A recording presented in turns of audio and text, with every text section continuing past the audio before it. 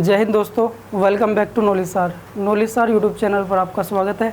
जैसा कि आप जानते हैं कि हमने सीटेट जुलाई 2024 को टारगेट करते हुए एक बैच लॉन्च किया है जिसका नाम है सार बैच। ठीक, सार बैच। और इसमें मैं आपको ईवीएस की क्लास पढ़ा रहा हूँ जिसमें अभी तक 4 क्लासेस हो चुकी हैं। अगर आपने नहीं देखी हो तो कृपया उन्हें जाकर ज़रूर देखें। इसके बाद आज की जो क्लास है वो क्लास 5 है, जिसमें आज हम कुछ एनसीईआरटी के दूसरे टॉपिक्स कवर करेंगे। इससे पहले हमने जो है कल कुछ टॉपिक लिए थे, जैसे इसमें है सबसे पहला टॉपिक था हाथी। इसके बाद हाथी के बारे में कुछ बातें थी जो हमने देखी, जैसे सबसे पहला पॉइंट है इसमें हाथी एक दिन में 100 किलोग्राम से ज़्यादा पत्ते खा सकता है और उसका वज़न 3 महीने के हाथी का वज़न 200 किलो तक हो जाता है। इसके बाद हाथी बहुत कम आराम करते हैं, केवल 2 से 4 घंटे ही वो सोते हैं और इन्हें पानी और कीचड़ से खेलना पसंद है। इसी तरह से आगे झुंड में 10 से 12 हथनियाँ होती है और साथ में इनके बच्चे होते हैं। 14 से 15 साल की उम्र में हाथी झुंड छोड़ देते हैं। इसके बाद कुछ और टॉपिक थे, जैसे मधुमक्खी पालन को हम एपीकल्चर के नाम से जानते हैं और ये समूहों में रहती है। इनके घर को छत्ता कहते हैं। और क्योंकि यह समय देखिए, जो मधुमक्खी पालन का समय अक्टूबर से दिसंबर का समय, और क्योंकि ये जो समय है इस समय रानी मक्खी अंडे देती है, इसलिए ये सबसे महत्वपूर्ण समय है। इसके बाद जो नेक्स्ट टॉपिक है वो है स्लोथ। ये भालू जैसा जानवर है जो करीब दिन के 17 घंटे सोता है और यह लगभग 40 वर्ष का इसका जीवन काल है, जो मुश्किल से 8 पेड़ों पर ही अपना गुजारता है। इसके बाद नेक्स्ट टॉपिक देखता हूँ हमने बर्ड्स के बारे में कुछ महत्वपूर्ण जानकारी थी, जैसे इनकी आंखें सिर के दोनों ओर होती है। ये अलग अलग चीज़ों को एक समय में देख सकते हैं और जब दोनों आंखें एक ही चीज़ को देख रही होती है तब उससे उनकी चीज़ों की दूरी का इन्हें एहसास होता है। इनके जो कान हैं वो छिद्राकार होते हैं और बालों के नीचे ढके होते हैं। इसके बाद जो नेक्स्ट टॉपिक था वो है रेशम का कीड़ा। इस रेशम के कीड़े को देखो, रेशम का कीड़े का जो पालन होता है वो सेरीकल्चर के नाम से जाना जाता है और यह शहतूत के पेड़ पर पाला जाता है। जो कीड़ा होता है इसकी मादा जो है कुछ एक खास प्रकार की गंध छोड़ती है, जिससे ये रेशम का कीड़े से पहचान लेता है और ये कई किलोमीटर दूर से भी पहचान लेता है इसको। इसके बाद मच्छर के बारे में हमने कुछ देखा था, जैसे केवल मादा मच्छर ही खून चूसती है और मच्छर हमें हमारे शरीर की गर्मी और पैरों के तलवे की गंध से पहचान लेता है। इसके बाद जो आज की क्लास का पहला टॉपिक है वो है टाइगर यानी बाघ। अब बाघ के बारे में कुछ जानकारी है जो आपको आपके एग्ज़ाम के लिए बहुत ज़रूरी है, क्योंकि सीटेट में सीधे सीधे फैक्ट के रूप में ये वाले जितने भी यहाँ पे आपको दिख रहे हैं लाइन वो सीधे सीधे पूछ ली जाती है। जैसे अंधेरे में हमसे 6 गुना बाघ देख सकता है, यानी बेहतर उसकी नज़रें हमसे ज़्यादा बेहतर होती हैं। मूंछें हवा में हुए कंपन को भांप लेती हैं, जिससे उसे शिकार की स्थिति के बारे में अंदाज़ा हो जाता है। और जो बाघ की मूंछें हैं वो अंधेरे में रास्ता ढूंढने में भी इनकी मदद करती हैं। ठीक, इसके बाद बाघ का जो गुर्राना है वो 3 किलोमीटर दूर से भी सुना जा सकता है।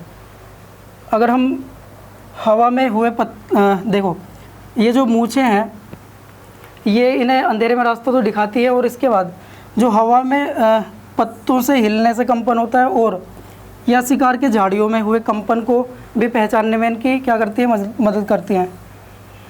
अपने दोनों कान यह अलग अलग दिशाओं में घुमा सकता है। इसकी एक खासियत हो रहा है कि ये जो बाघ है एक ही टाइम पे 2 अलग अलग दिशाओं में अपने कानों को घुमा सकता है।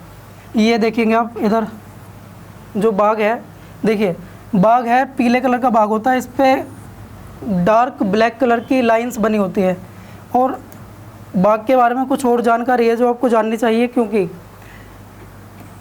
बाघ हमारा राष्ट्रीय पशु भी है। जो बाघ है वो भारत का राष्ट्रीय पशु है और इसे यह दर्जा 1973 में दिया गया था, क्योंकि इस समय एक प्रोजेक्ट लॉन्च किया गया था जिसका नाम था प्रोजेक्ट टाइगर। अप्रैल 1973 में प्रोजेक्ट टाइगर लॉन्च किया था, क्योंकि इस समय बाघों की जो संख्या है वो बहुत तेज़ी से घटती जा रही थी, इसलिए उत्तराखंड के जिम कॉर्बेट नेशनल पार्क में यह प्रोजेक्ट शुरुआत की गई थी इसकी। और अगर हम बात करें वर्तमान टाइम में जो बाघों की संख्या है वो लगभग 3600 के आसपास है। जो अब वर्तमान में जो बाघ हैं वो लगभग 3600 है और सबसे ज़्यादा मध्य प्रदेश में अब बाघ पाए जाते हैं। भारत में सबसे ज़्यादा जो बाघ हैं वो मध्य प्रदेश के अंदर है। तो ये थी कुछ बाघ के बारे में जानकारी। इसके बाद जो नेक्स्ट टॉपिक है वो है सांप। अब सांप के बारे में अगर हम बात करें तो सांप के बारे में देखें, भारत में जितने भी सांप पाए जाते हैं उनमें से केवल 4 तरह के सांप हैं जो जहरीले होते हैं, जिनमें आपको दिख रहे होंगे ये। एक तो सबसे पहला है नाग, दूसरा है करैत, नाग, करैत, दुबोइया और अफाई। आप इधर पिक्चर में भी देख सकते हैं, जो ये ऊपर सबसे ऊपर है ये है नाग, ठीक है, ब्लैक कोबरा भी जिसे कहते हैं। दूसरा है इसमें ये है करैत, इस पे वाइट कलर की चित्ती या धारियाँ भी मिलती हैं, देखो ब्लैक के ऊपर वाइट। तो बहुत ही खतरनाक सांप हैं सारे चारों के चारों। इसके बाद नंबर 3 पे जो दुबैया है ये है दुबैया, ठीक है, ये ज़्यादातर रेगिस्तान के इलाकों में पाया जाता है। इसके बाद अफाई, ये नीचे जो दिख रहा है ये है अफाई सांप। तो ये भारत में पाई जाने वाली जहरीले सांपों की प्रजातियाँ है। इसके बाद सांपों के 2 खोखले जहर वाले दांत होते हैं, ठीक है। और ये वाला जो टॉपिक पॉइंट है ये भी कई बार एग्ज़ाम में एज इट इज़ रिपीट हुआ है। बस इसमें क्या होता है, कभी ये 2 की जगह 4 कर देते हैं, कभी कोई दूसरी संख्या। तो सिर्फ 2 खोखले जहर वाले दांत होते हैं। जब ये काटता है तो ऐसे देखा भी होगा, ऐसे 2 पॉइंट से बन जाते हैं, वो खोखले दांतों की वजह से बन जाते हैं, जिससे वो जहर हमारे शरीर में डाल देता है। इसके बाद सांप के जहर से बचने वाली जो दवाई है उसका नाम है सीरम। और सबसे ख़ास बात यह है कि ये जो सीरम है यह भी सांप के जहर से ही बनाई जाती है, ठीक। सीरम को भी सांप के जहर से बनाया जाता है। और ये जो सीरम है सभी सरकारी स्वास्थ्य केंद्रों पर उपलब्ध होता है। इसके बाद जो नेक्स्ट टॉपिक है वो क्या है, वो है खेजड़ी का पेड़। आप इधर देख रहे होंगे, ये जो खेजड़ी का पेड़ है ये रेगिस्तानी इलाके में पाया जाता है। ये है रेगिस्तानी इलाके में पाए जाने वाला खेजड़ी का पेड़। ये बहुत घना पेड़ होता है। देखिए इसके बारे में कुछ बातें हैं, जैसे यह पेड़ रेगिस्तानी इलाके में पाया जाता है और इसे कम पानी की आवश्यकता होती है, क्योंकि रेगिस्तान में पानी भी कम होता है, इसलिए ये वहाँ आराम से उग सकता है। इसकी जो छाल है उससे दवाई बनाई जाती है, छाल से तो दवाई बनाई जाती है। और इसकी जो फलियाँ होती हैं, फलियाँ लगती हैं इस पर, उनसे सब्ज़ी बनाई जाती है। और इसकी जो पत्तियां हैं, क्योंकि ये बहुत घना पेड़ होता है, रेगिस्तानी इलाका वैसे बहुत ही कम मात्रा में, मतलब दूसरे और बहुत ही कम संख्या में पेड़ पाए जाते हैं, तो ज़्यादातर जो जानवर होते हैं इसकी पत्तियां खाते हैं। अब नेक्स्ट जो पॉइंट है वो है अमृता देवी बिश्नोई के बारे में। ये बहुत ही फेमस पर्सनैलिटी हैं। ये राजस्थान में जोधपुर के पास एक खेजड़ली गाँव पड़ता है, जिसमें इनका जो गांव था वो है खेजड़ली गांव। इनके बारे में NCERT में कुछ स्टोरी बताई गई है, और जो कि सच्ची कहानी है। क्योंकि इन्होंने क्या किया था, खेजड़ी के जो पेड़ थे उनको बचाने के लिए अपने प्राणों का बलिदान दे दिया था। क्योंकि उस समय जब ये थी, क्योंकि अब तो है नहीं, तो जब इन पेड़ों को काटने के लिए राजा ने क्या किया था, अपने सिपाहियों को भेजा था, क्योंकि उसे लकड़ी की ज़रूरत थी। तो इन्होंने इन पेड़ों से लिपटकर इसका विरोध किया था, और उन्होंने फिर भी इनकी बात नहीं मानी थी। इनके ऊपर कुल्हाड़ी से प्रहार कर दिया था, जिसके कारण इनकी जो है जान चली गई थी। साथ में इनके साथ कुछ और लोग भी थे, लगभग 300 के आसपास, जो इनके साथ इस आंदोलन में शामिल हुए थे, और वो भी सभी, उनका भी बलिदान, प्राणों का बलिदान हो गया था। इसके बाद कुछ और, जैसे खेजड़ी। अब ये जो खेजड़ी है, ये खेजड़ी का पेड़, क्योंकि इस गांव में अमृता देवी बिश्नोई जिस गांव में रहती थी, उस गांव में खेजड़ी के पेड़ पाए जाते थे, इसलिए इसे खेजड़ली नाम दे दिया गया, ठीक है। तो खेजड़ली नाम इन पेड़ों के पाए जाने की वजह से इसको दिया गया। इसके बाद जो नेक्स्ट टॉपिक है वो है रेगिस्तानी ओक।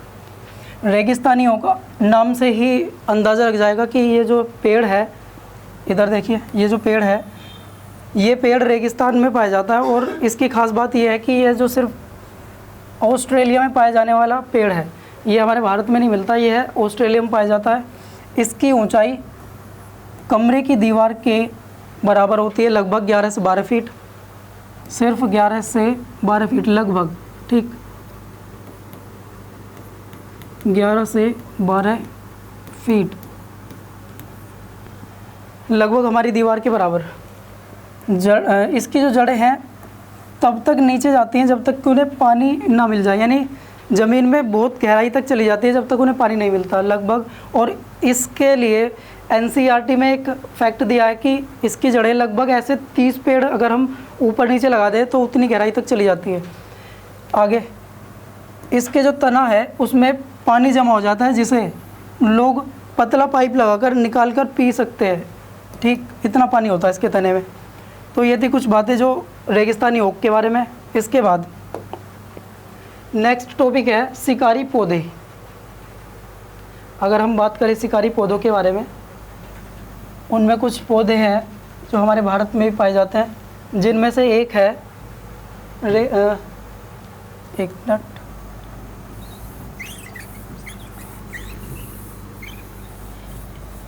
देखिए, अगर हम बात करें शिकारी पौधों की तो ये क्या होते हैं, कीड़े मकोड़े और छोटे जीवों का शिकार कर लेते हैं। यानी ये फोटोसिंथेसिस के साथ साथ शिकारी, मतलब ये शिकारी होते हैं क्योंकि इसलिए कीड़े मकोड़े भी खा सकते हैं। जैसे कुछ पौधे हैं, जैसे है नेपेंथिस आर्टिकुलेरिया। नेपेंथिस को घटपर्णी के नाम से भी जानते हैं, अगर हम बात करें हिंदी में इसको कहते हैं घटपर्णी, ठीक। और एक और है इसके अलावा ड्रोसेरा, ये भी एक शिकारी पौधा ही है, ड्रोसेरा, ठीक। अगर हम बात करें कि नेपेंथिस जो है इसका आकार लंबे घड़े जैसा और इसके ऊपर पत्ते का ढक्कन नुमा संरचना बनी होती है। इससे एक खास प्रकार की खुशबू निकलती है जिसे कीड़े आकर्षित हो जाते हैं। अब देखो ये क्या होता है, इसमें ये जो दिख रहा है आपको, ये है नेपेंथिस। क्या है ये? नेपेंथिस शिकारी पौधा। ये कैसे करता है काम, देखो, इसमें से एक गंध निकलती है जो कि कीड़ों मकोड़ों को आकर्षित कर लेती है। बहुत मीठी गंध होती है जो कीड़े मकोड़ों को आकर्षित करती है। जैसे ही कीड़े मकोड़े इसके यहाँ मुंह के आसपास घूमते हैं और वैसे ही तुरंत ये जो ऊपर से दिख रहा होगा, ये ढक्कन पत्ते का ढक्कन के जैसा होता है, ये तुरंत बंद हो जाता है, जिससे कीड़े इसमें कैद हो जाते हैं और उनकी क्या हो जाती है, मौत हो जाती है या वो मर जाते हैं। अब ये जो है कीड़े खाता ही क्यों है, क्योंकि ये जो पौधे हैं इनमें नाइट्रोजन की कमी होती है, नाइट्रोजन, ठीक है। नाइट्रोजन की कमी के कारण इनका जो व्यवहार है वो शिकारी जैसा हो जाता है। जो नाइट्रोजन है वो इन्हें कीड़े मकोड़ों से मिल जाती है। इसके बाद जो नेक्स्ट टॉपिक है, शायद ये लास्ट है आज का, हाँ ये लास्ट है। और हाँ एक बात और, ये जो नेपेंथिस है इसके बारे में एनसीईआरटी में कुछ और भी बताया गया। जैसे यह इंडोनेशिया, कहाँ पाए जाते हैं ये, इंडोनेशिया, साथ में ऑस्ट्रेलिया और भारत में भी पाए जाते हैं। यानी इंडिया में सिर्फ ये पाए जाते हैं मेघालय में। अगर हम इंडिया में बात करें तो इंडिया में पाए जाते हैं मेघालय। और कुछ फैक्ट्स इन तीनों देशों के बारे में अगर हम बात करें, जैसे चलो आगे वाले पेज पे करते हैं।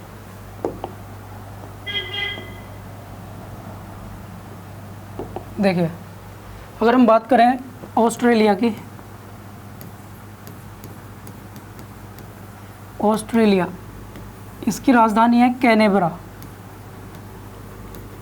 इसकी राजधानी है कैनबरा और इसकी जो मुद्रा है वो है ऑस्ट्रेलियन डॉलर।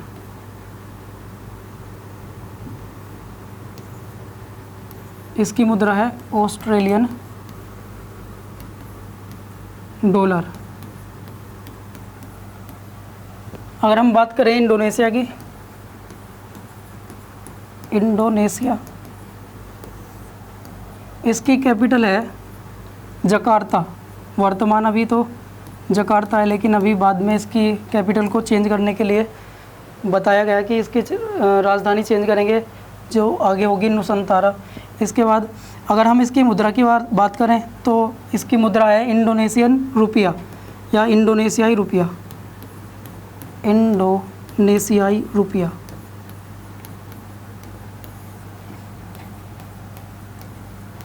ठीक, तो आज की क्लास में इतना ही। अब हम जो है मिलेंगे नेक्स्ट क्लास में। उससे पहले आपको क्या करना है, हमारी क्लास को लाइक करना है, शेयर करना है और सब्सक्राइब भी करना है अगर आपने अभी तक सब्सक्राइब नहीं किया है, और अपने दोस्तों को भी शेयर करना है हमारा सेशन।